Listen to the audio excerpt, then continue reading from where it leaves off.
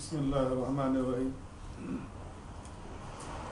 قال النبي صلى الله عليه وسلم الدين والنصيحة. قلنا لمن يا رسول الله صلى الله عليه وسلم؟ قال لله ولكتابه ولرسوله ولأئمة المسلمين وعامتهم. رواہ مسلم. محترم حضرات، مختصر طور پر آج آپ کے سامنے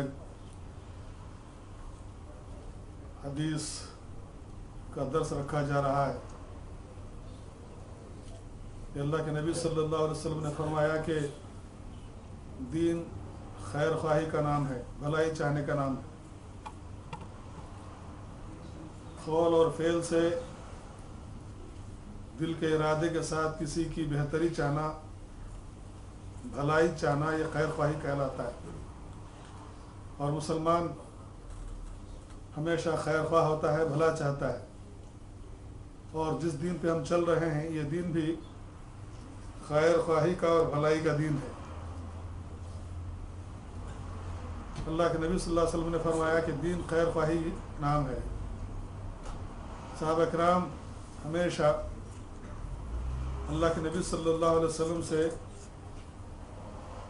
پوچھ لیا کرتے تھے کسی بھی مسئلے میں. جب انہیں کوئی بات معلوم کرنی ہوتی تو پوچھ لیا کرتے تھے. آپ کے کہنے پہ صحابہ کرام نے فرمایا کہ اللہ کے رسول کس کے لیے خیر خواہی ہے؟ جب دین خیر خواہی کا نام ہے تو یہ کس کے لیے ہے؟ قلنا لمن یا رسول اللہ صلی اللہ علیہ وسلم؟ قال النبی صلی اللہ علیہ وسلم سب سے پہلے للہ، اللہ کے لیے خیر خواہی. اللہ کے لیے خیر خواہی کیا ہے؟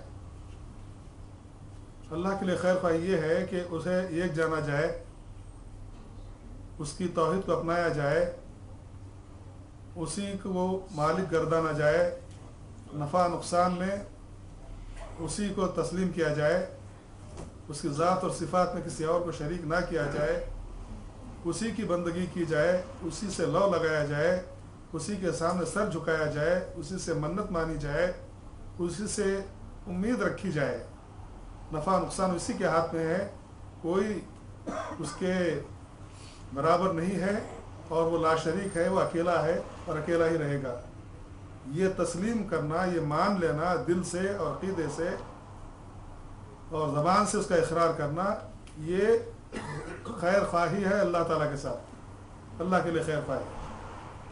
اور اللہ کے لیے بدخواہی کیا ہے؟ اس کو ایک نہ جانا جائے، اس کے سامنے سر جھکایا نہ جائے، اس کے سامنے بھی جھکایا جائے، غیروں کے سامنے بھی جھکایا جائے، اس کے ساتھ اوروں کو شریک کیا جائے. یہ تو ظلم ہو گیا، اللہ کے ساتھ ظلم ہو جائے گا. بہرحال اللہ تعالیٰ کے لیے خیر خواہی ہے للہ ولکتابہ. اور دوسری بات اللہ کے نبی نے فرمائی کہ قرآن کے ساتھ، اللہ کی کتاب کے ساتھ خیر خواہی کی جائے. اس کی خیر خواہی کیا ہے؟ اس کی تلاوت کی جائے، اس کے پورے پورے احکام پر ایمان رکھا جائے، اور اس کو منزل من اللہ مانا جائے، یعنی اللہ تعالیٰ کی طرف سے کتاب نازل ہوئی ہے. اور لانے والے جو اللہ کے برگزیدہ فرشتے تھے وہ امین تھے، روح الامین تھے. کسی بھی طرح کی ان سے کوئی بھی خیانت سرزد نہیں ہوتی تھی. تو یہ منزل من اللہ ہے، اللہ کا کلام ہے جو انسانیت کی رہنمائی اور ہدایت کے لیے نازل کیا گیا ہے. اسی کی ہم پابندی کریں گے، اسی کے حکم پہ چلیں گے. یہی ہمارا زندگی کا دستور ہوگا، اس سے ہٹ کر کے کوئی اور چیز نہیں ہوگی. یہ بات مان لینے کا نام اللہ کی کتاب کے ساتھ خیر خواہی ہے. آج مسلمان اللہ کی کتاب کو چھوڑ دیے اور پتہ نہیں کن کن لوگوں کی تصنیفات پہ وہ عمل کرتے ہیں، کن کن کی تعلیمات پہ عمل کرتے ہیں. آپ کو پتہ ہے، ہم سب کو پتہ ہے کہ اللہ کے نبی صلی اللہ علیہ وسلم نے یہی فرمایا تھا کہ میں تمہارے درمیان دو چیزیں چھوڑے جا رہا ہوں، ایک اللہ کی کتاب ہے اور ایک میری سنت ہے. یہی دو دستور ہیں، یہی دو ضابطے ہیں، یہی ہماری زندگی کے دو قوانین ہیں جن کے اوپر ہم کو عمل کرنے کی ضرورت ہے. اس سے ہٹ کر کے کوئی تیسری چیز کو اپنایا جائے گا تو سوائے گمراہی کے کچھ بھی نہیں ہے. تو اللہ کی کتاب کے ساتھ خیر خواہی، ہمیشہ اس سے محبت رکھی جائے، اس کی تلاوت کی جائے، صبح و شام اس کی تلاوت کو لازم رکھا جائے.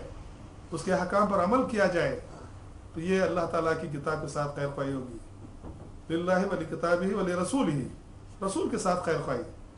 رسول جن کا ہم کلمہ پڑھتے ہیں اور جو آخری نبی بنا کر کے بھیجے گئے ہیں، اور آپ کے بعد کوئی نبی نہیں آئے گا قیامت تک. آپ پر نبوت کا سلسلہ ختم ہو چکا ہے. آپ کی تعلیمات حرف آخر ہیں. آپ کے بعد کوئی اور تعلیم نہیں چلے گا تو قیامت تک محمد کا سکہ چلے گا، کسی اور کا سکہ نہیں چلے گا. تعلیم آپ کی چلے گی، نبوت آپ کی چلے گی، احکام آپ کے چلیں گے، سبھی آپ کا چلے گا. آپ کے بعد کوئی نہیں ہے. بعد از خدا بزرگ تو یہ قصہ مختصر. اللہ کے بعد اللہ کے بندوں میں سب سے زیادہ معتبر جناب رسالت میں آپ صلی اللہ علیہ وسلم کی ذات گرامی ہے، اور آپ کے علاوہ ہم کسی اور کی پیروی نہیں کریں گے. اتباع ہم آپ ہی کی کریں گے. آپ کے فرمودات پر یقین رکھیں گے. احادیث یہ بھی اگرچہ کہ قرآن کریم کے بعد اسی کا درجہ ہوتا ہے، یہ دو ضابطے ہیں، ان دونوں پر جو ہے عمل اور ایمان رکھنا ہمارے لیے ضروری ہے. بعض لوگ جو ہے اللہ کی کتاب پر ایمان رکھتے ہیں اور حدیث رسول کا انکار کر دیتے ہیں اور کہتے ہیں کہ ان کی حیثیت تاریخی حیثیت ہے، جبکہ غلط بات ہے. یہ جو اسماء الرجال جو محدثین نے اس علم کو ایجاد کیا، جس سے انہوں نے چھان پھٹک کی، راویوں کو چھانا، ان کے کذب اور صدق کو بتایا کہ سچا کون تھا اور کاذب کون تھا، کیا کیا ملاوٹیں ہوئیں اور کیا کیا چیزیں آئیں، یہ ساری چیزیں انہوں نے دودھ کا دودھ اور پانی کا پانی کر دیا. اور آج کتاب اللہ کے بعد اصح الکتب بعد کتاب اللہ الصحیح البخاری، کہ روئے زمین پر اللہ کی کتاب کے بعد سب سے زیادہ صحیح کتاب صحیح بخاری شریف ہے. اور پھر جو ہے آپ کے صحیح مسلم شریف ہے. سیاستہ جن کو کہا جاتا ہے، یہ ہمارے لیے رسول اللہ صلی اللہ علیہ وسلم کی زندگی کا پورا نمونہ ہمارے سامنے رکھتے ہیں.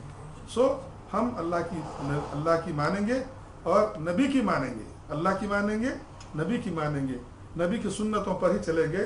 نبی کی سنت ہی ہمارا ضابطہ ہے، ہمارا دستور ہے، اور ہمارے لیے ہمیشہ نبی ہی کی زندگی اسوہ ہے، نمونہ ہے. اس کے علاوہ اور کوئی نمونہ ہمارے واسطے نہیں ہے. یہ نبی کے ساتھ خیر خواہی، نبی کے ساتھ خیر خواہی. اور پھر وعامتہم ولی ائمۃ المسلمین، اور خیر خواہی جو مسلمانوں کے جو امام ہیں، سربراہ ہیں، حکمران ہیں، ذمہ دار بنائے گئے ہیں، تو ان کا معروف کے اندر ہم معروف کے اندر ان کی اطاعت کریں. جو حکمران ہیں ہمارے، ان کی ہم معروف کے اندر اطاعت کریں گے، منکر کے اندر ان کی اطاعت نہیں کریں گے. جس قدر بھی ممکن ہو ہم اپنے ائمہ کی، اماموں کی، اور پھر ہمارے حکمرانوں کی، جن کے ماتحت ہم رہ رہے ہیں، ان کی کامل تابعداری کریں گے. معروف کے اندر، منکر کے اندر ہرگز ان کی تابعداری نہیں کریں گے. یہ ان کے ساتھ خیر خواہی ہوگی. بہت سارے لوگ حکمران تو بنا دیتے ہیں مگر پیچھے سے بغاوتیں شروع کر دیتے ہیں. ملک کے اندر انتشار شروع ہو جاتا ہے، گروہ بندیاں شروع ہو جاتی ہیں. نتیجہ یہ ہوتا ہے کہ سارا ملک جو ہے بے چین ہو جاتا ہے. یہ امن کے بالکل ہی خلاف ہے، اور یہ غداری ہے ائمہ کے ساتھ. اور جو سربراہ ہیں، حکمران ہیں، ان کے ساتھ جو ہے ہم غداری نہیں کر سکتے. جہاں تک معروف کا معاملہ، ان کے ساتھ ہم جو ہے موافقت کریں گے، اس کے علاوہ ان سے کوئی کسی بھی طرح کی بغاوت نہیں کریں گے. وہ عامتہم، آخری میں اللہ کے نبی نے فرمایا کہ عام لوگوں کے ساتھ بھی خیر خواہی ہونی چاہیے. میں آپ کا بھائی ہوں، آپ میرے بھائی ہیں. آپ میرا بھلا چاہیں گے، میں آپ کا بھلا چاہوں گا. المسلم اخو المسلم، ایک مسلمان کا بھائی ہوتا ہے، اور ایک مسلمان دوسرے مسلمان کا آئینہ ہوتا ہے. اس کے اندر وہ اپنے چہرے کو دیکھ کر کے جس طرح سے نقائص کو دور کرتا ہے، اسی طرح سے وہ اپنے نقائص کے ایک مسلمان بھائی کو دیکھے گا، دور کرے گا. ایک دوسرے کی اصلاح کریں گے، خیر خواہی کریں گے، دکھ سکھ میں شریک رہیں گے، خوشی اور غم میں شریک رہیں گے. تو اس طرح کا جو معاشرہ تشکیل پائے گا وہ بہت ہی مضبوط اور اچھا معاشرہ ہوگا. یہ 4 باتیں اللہ کے نبی صلی اللہ علیہ وسلم نے اس حدیث مبارکہ کے اندر بیان فرمائی ہیں. میں اللہ تبارک تعالیٰ سے دعا کرتا ہوں کہ اللہ تعالیٰ ان باتوں پر ہمیں عمل پیرا رہنے کی توفیق عطا فرمائے. اللہ کے ساتھ خیر خواہی، اور اس کی کتاب کے ساتھ خیر خواہی، نبی کے ساتھ خیر خواہی، اور جو ہے حکمرانوں کے ساتھ خیر خواہی، اور عام تمام برادران وطن کے ساتھ خیر خواہی ہم اگر رکھیں گے تو انشاءاللہ ہماری زندگی کامیاب زندگی ہوگی. اللہ ہم سب کو اس کی توفیق عطا فرمائے. السلام علیکم ورحمۃ اللہ وبرکاتہ.